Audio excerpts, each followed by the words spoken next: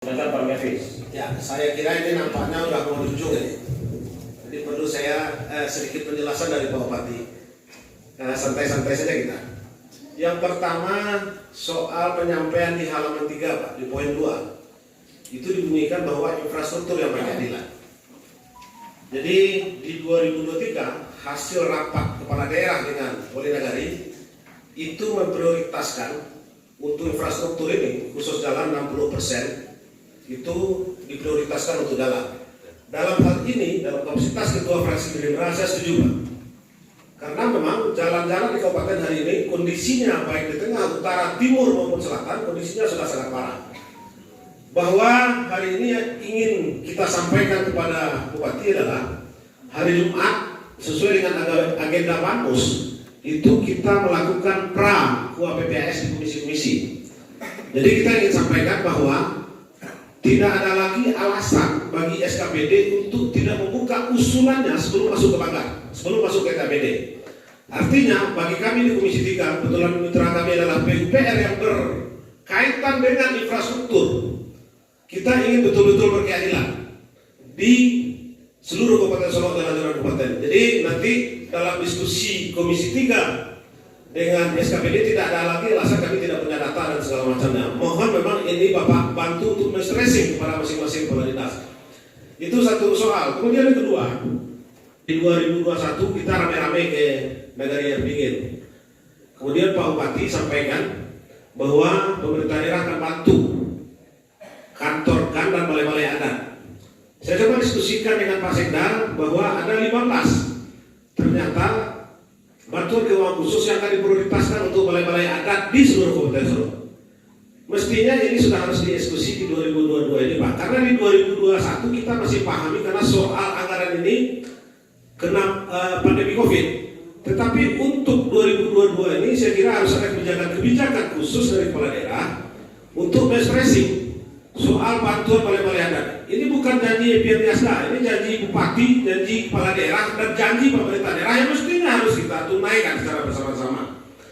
Saya kira DPRD akan dorong itu terus Pak, karena ini soal janji kepala daerah. Itu 2. Kemudian yang ketiga, soal mobil damkar di Lembah Mati. Kebetulan di belakang saya ada Pak Kasatpol PP. Saya sudah 2 kali beliau PHP deh Pak. Kata beliau dulu soal pembelian selang, tidak juga ada. Minggu kemarin dia dapat Pak Burnaldi, saya tanya juga. Jawaban beliau 3 hari. Tadi menjelang paripurna sudah saya cek, ternyata mobil damkar itu tidak ada juga. Jadi istilah Pak Bupati sampaikan ABS. Jangan asal Bapak senang. Kalau saya ABS itu asal dengan Bupati senang. Mestinya harus ada gerakan karena hari ini mobil kebakaran sudah sangat sering terjadi, tetapi tidak ada tindakan apa-apa. Itu yang ketiga. Saya kira yang terakhir, yang keempat Pak. 2023 itu Porpros. Kabupaten Solok hari ini masih PLT kondinya. Saya berharap Bapak instruksikan kepada SKPD terkait. Kalau saya tidak salah itu Dispora untuk ikut serta memfasilitasi pembentukan KONI Kabupaten Solok sehingga memang keikut sertaan kita di Porpros 2023 lebih matang. Saya kira itu Pak Bupati. Mohon maaf. Assalamualaikum warahmatullahi wabarakatuh. Terima kasih Pak Mefis. Terima kasih Pak Tony, pimpinan dan rekan dewan yang terhormat. Terima kasih atas masukan dari Pak Niafis, di mana ada 4 poin dan ini memang goal daripada dan janji kita bersama-sama. Mengenai jalan, kita sudah sepakat kemarin tahun 2022 itu adalah jalan-jalan sentra tani dan alhamdulillah itu produk programnya sudah berjalan dan sedang berjalan untuk saat ini. Kita semua sepakat bahwa 2023 ini 60% dari dana infrastruktur adalah untuk jalan kabupaten. Dan itu kita sepakati bersama-sama. Jalan kabupatennya mana? Silakan ya antara SKPD dan kawan-kawan DPRD membahas. Yang penting jalan itu berkeadilan mulai dari Kacang sampai ke Tiga Lurah dan sampai ke Hilir Bumanti sampai kepada Cemin harus merata pembangunannya. Karena ini adalah tanggung jawab kita bersama. Dan yang kedua, Pak Niafis mengenai kantor itu saya dari awal-awal sudah mewanti-wanti dan saya sudah menganggarkan, saya sendiri juga kecewa bahwa tahun 2021 perubahan saja itu saya sendiri janji untuk ham tanah hutan Gunung Talam. Itu saya malu juga sama kami ada Gunung Talam dan beberapa kali. Tetapi ada sesuatu hal yang mesti kita ikuti aturan. Nah, saya tadi berbicara dilaporkan oleh Pak Sekda atas nama tim TAPD bahwa dana BKAD, dana bantuan khusus keuangan daerah itu ada aturan dan perbuk yang mengatur rupanya. Padahal saya sudah mewanti-wanti minimum sebanyak 10 atau 15 perubahan ini harus dilaksanakan rekan sesuai dengan mekanisme yang ada. Mohon maaf Pak Niafis, saya tadi didatangi oleh Pak Sekda bahwa ada perbuk kita yang membatasi. Di mana perbuk itu membatasi untuk bantuan keuangan daerah kepada nagari atau ke yang lain, itu harus ada proposal minimum bulan Mei. Bulan Mei tahun sebelumnya. Nah, saya berbicara ya kita rubah aja perbuknya. Kata beliau, ada lagi aturan berlaku bulan Juni ya. 13 Juni ini bahwa setiap perbuk itu harus diharmonisasi melalui Kumham. 13 Juni kemarin. Jadi setiap perbuk harus ada harmonisasi dengan Kumham. Dan waktunya saya nggak tahu tuh bisa nggak kita harmonisasi ke Kumham. Nah itu jadi kalau saya sangat setuju sekali karena kita di Minang ini ada lex spesialis. Peranan adat itu harus kita tingkatkan. Adat bahasa isyarat. Kalau saya bukan hanya di mulut Pak, saya memang harus implementasikan. Makanya ada surat edaran saya kepada wali negari, kepada pemerintah daerah, agar semua kepengurusan KAN yang sudah habis masa jabatannya harus dilakukan pemilihan ulang. Kalau tidak, saya instruksikan, batas KAN di situ tidak berlaku lagi dan KAN-nya tidak kita anggap. Tujuannya supaya tertib administrasi. Kalau kepengurusannya itu sudah melebihi batas dan tidak bisa diperpanjang, tidak ada kesepakatan berpanjang, berarti kepengurusan itu sudah selesai dengan sendirinya. Nah, itu dalam rangka untuk menertibkan KAN ini seluruhnya. Mohon maaf, saya sebetulnya sangat ingin kalau bisa seluruh kantor KAN ini harus kita bantu semuanya. Nah, cuman ini ada keterbatasan dan saya sendiri juga agak kecewa Pak bukan Bapak aja. Saya bilang kenapa nggak dikejar dari awal? Ya. Karena ini dong janji saya Pak. Dari kita, saya dan banyak betul pernah juga kampanye dulu. Ini kan kita betulkan, ini kita ikutan semua. Yang malu itu harusnya saya duluan Pak. Karena saya punya prinsip selagi manusia yang dipegang adalah omongannya. Kalau sebagai bupati omongan saya nggak bisa perdewakan, malu saya Pak. Nah, cuman ini ada aturan. Nah, cuman saya takut juga kalau melanggar aturan. Semuanya kita bermasalah. Makanya saya mohon izin pada Bapak-Bapak Ibu anggota Dewan, 2023 kita utuhkan semua KAN yang sudah dimasukkan itu adalah 43 yang sudah masuk. Kalau Bapak Ibu anggota Dewan setuju, kita utamakan yang 43 ini 2023 harus kita masukkan semua. Kalau saya setuju seperti itu. Nah, baru kita masukkan infrastruktur 60% untuk pembangunan jalan kabupaten. Dari data yang kami dapat, ini anggaran sekitar 100 miliar lebih. Nah, itu kalau 43 dikasih 200 ya. 220 apa nggak banyak kok. Ya masih bisa kita anggarkan. Nah silakan Bapak Ibu bahas dengan PT APD, Bangkar dan juga di komisi silakan. Prinsipnya bagi saya anggaran berbasis kebutuhan rakyat. Kalau anggaran itu diusulkan oleh rakyat, saya jamin pasti akan kita usulkan semua. Dan saya berharap juga kepada seluruh anggota dewan agar betul-betul menseleksi setiap anggaran ini. Ya. Jika perlu SKPD ini anggarannya apa, silahkan cek semua. Dan kepada rapat paripurna yang termewah ini saya katakan, saya tidak punya kepentingan pribadi apapun setiap sen dari duit APBD ini. Tidak ada anggaran yang saya bupatin, tidak ada anggaran yang harus ini, tidak ada sama sekali. Ini harus transparan. Dan kepada kawan media silakan tulis, bahkan jika perlu APBD ini diumumkan di media. Kalau kawan setuju nanti setiap APBD ini kita kurangkan di koran anggaran kita 1 halaman.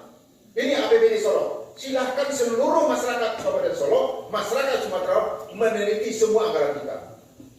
Itu harapan saya, karena saya betul-betul anggaran dari kebutuhan rakyat, anggaran transparan setransparan-transparannya. Tidak ada satupun yang kita tutupi. Kalau ada SKPD saya yang main-main yang anggaran, laporkan kepada saya. Kita siap memberikan tindakan kepada mereka. Siapapun tidak kenal, oh dia dekat bupati, dan semua SKPD dekat dengan saya. Tidak ada yang jauh, karena kami semuanya adalah Solo Super Team. Jadi semuanya sama. Begitu mereka diangkat, semuanya masuk di dalam lingkup Solo Super Team. Tidak ada lagi, oh enak ini dekat, ini orang kampungnya, oh dia enggak ada cerita, oh ini timnya, tidak ada lagi yang seperti itu. Semua adalah kita sepakat bahwa adalah Solo Super Team.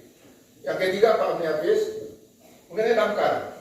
Saya besok juga kamu harus cari ke Padang, belikan itu. Kalau nggak ada, tidak perlu saya pinjamin dengan pribadi saya. Itu janji saya sama beliau. Nah, saya rasa sekarang sudah ada ya setelahnya. Iya Pak Ilham, iya. Oh, sudah di BLT bahan kita Pak. Hah? Barang-barang kita semuanya menunggu pengumuman LP lagi Pak. Tinggal bayar. Pengadaannya. Ya. Tapi kan kita dibeli kemarin selangnya Pak. Kita ngikuti proses Pak. Oh masuk ya? Ya. Gak usah langsung beli gitu. Kalau emergency nggak bisa juga. Aturannya gitu Pak. Itu kan untuk nggak tahu ya, tolonglah PPD pelajari ya. Kalau menurut saya, kalau barang itu emergency ada darurat, boleh aja kita bertanggungjawabkan di belakangan. Asal Bapak beli 10 ya beli 10. Jangan Bapak beli 10, Bapak beli 20, itu yang salah kalau menurut saya. Kalau menurut saya, kalau itu darurat ya, kan kita ada dana itu ya. Nah, tuh, bahwa ini harus ada secepatnya. Saya malah mintakan waktu itu. Nah, cuma ya karena aturan, saya kadang-kadang nggak ngerti juga ya aturan BPJ ini ya. Cuma jangan sampai kita melanggar. Karena kalau kita melanggar nanti bahan bagi orang lain untuk menyusahkan kita. Ya, kalau mereka transparansi ini kita boleh, tapi memang harus ikuti aturan. Jadi sekarang di PBJ ya Pak. PBJ itu secepatnya itu diproses itu kan cuma nggak banyak itu. Begitu Pak Omni Hafiz. Dan saya setuju dengan Bapak damkar. Bahkan itu mobil damkar kan ada di atas pajak. Nah, kalau seandainya nanti kita tambahkan lagi kalau Bapak Ibu setuju, 2023 kita usulkan penambahan damkar 1. 2 Pak. Setuju. Ya di daerah mana yang kita taruh? Daerah timur, BD Morokane, Kaposko Risiko 1. Nah itu silakan Bapak Ibu, ini kan saya ikut aja. Kalau selagi itu memang kebutuhan rakyat dan jelas, saya sangat setuju. Dan adapun yang terakhir, nah ini masalahnya. Saya kalau bicara Poni ini harus Mandra ada di sini. Mana Mandra itu? Jadi jangan saya yang disalahkan, Poni dinolkan. Yang meminta Poni dinolkan adalah Mandra. Kamu bukan sekarang ini. Dia yang membuat saya. Tapi ada alasan juga Pak Mandra minta alasan itu. Kenapa? Beliau melihat, coba Pak yang 6 miliar dulu, bikin dulu anggarannya. Katanya begitu, karena pengusaha baca belah begini. Nah, karena Pak Mandra ini dekat dengan saya baru bilang, ya udah, kalau tadi dia bintangin sama saya. Nah, mohon maaf Bapak Ibu, saya memang takut dengan Poni misalnya. Bapak Ibu baca di media, banyak Pemda yang bermasalah gara-gara Poni ini. Kan ini adalah hibah, begitu kita hibahkan, terserah mereka semuanya. Lalu dibawa betul-betulnya, ada rekomendasi ini. Sekarang Padang, Pak Gubernur kita, itu bermasalah. Di Lampung bermasalah Poninya, di Jawa Timur bermasalah Poninya, di Sulawesi Tenggara bermasalah Poninya. Ini yang saya takutkan. Nah, karena begitu dana hibah Pak Ibu, nanti repot kita ininya. Makanya untuk Poni ini silakan nanti saya mau setransparan mungkin. Kalau Bapak mau ini kan silakan, tapi harus jelas. Dan bagi saya, mohon maaf, saya lebih mengutamakan ekonomi rakyat Kabupaten Solo dulu. Karena kita nomor 3 termiskin di Sumatera Barat. Makanya saya mohon maaf kalau kawan-kawan setuju, utamakan dulu ekonomi rakyat kita. Nah, tetapi kalau PSSI, kalau olahraga bola kaki, kalau ada buku saya siap mendukung itu. Ya, kita kembangkan itu olahraga ini yang merakyat untuk kita. Tetapi apapun itu, saya siap membicarakan dengan kawan-kawan. Kalau Poni memang harus, kita bicarakan. Kita bicarakan berapa anggaran yang wajar untuk mereka. Dan kita awasi bersama-sama. Kalau ada anggota dewan yang mau Poni silakan. Bagi saya nggak ada kepentingan apapun. Siapapun, kalau memang dia layak, kita angkat semuanya. Itu pendapat saya, Pak Omni Hafiz. Jawaban saya seperti itu. Dan saya tidak ada hidden agenda. Saya tidak ada anggaran yang diupatin. Semua boleh cek. Dulu Pak Iponi ngomong ke saya, Pak Bupati, ini anggaran SKPD ini diupatin selain Pak Iponi, tolong cek, jangan suzon. Kalau ada anggaran SKPD saya ini, buka keras terang. Nah, saya harapkan nanti kalau anggota dewan, kalau ada menimbulkan SKPD saya macam-macam, lapor. Tapi jangan KPH dulu, langsung ke saya dulu. Jangan ke dulu. Ya, Pak. Kita selesaikan ini semua, karena kita ini adalah bermitra. Eksekutif dan legislatif itu bermitra. Mohon maaf, saya sudah juga pengalaman duduk di meja bapak-bapak ibu yang terhormat ini. Jadi saya paham posisinya, bagaimana posisi bapak-bapak ibu semua. Itu harapan saya dan jawaban saya Pak Niapis. Kalau ada lain lagi silakan. Saya lebih enak kita transparan seperti ini. Jadi jangan ada di belakang, jangan media-media. Ada apa-apa kita bicarakan. Karena kita ada mitra, Pak. Asal niat kita ikhlas untuk membangun Solo, saya siap kita bicarakan. Nah, harapan saya senang kita ini memang ruangan forum kita untuk berdiskusi. Ya, yang namanya Bapak Ibu adalah tim pengawasan. Silakan. Nah, saya akan menjelaskan semua apa yang kami lakukan di Kabupaten Solo ini. Bersama, insya Allah kita bisa melakukan sesuatu. Terima kasih. Terima kasih Pak.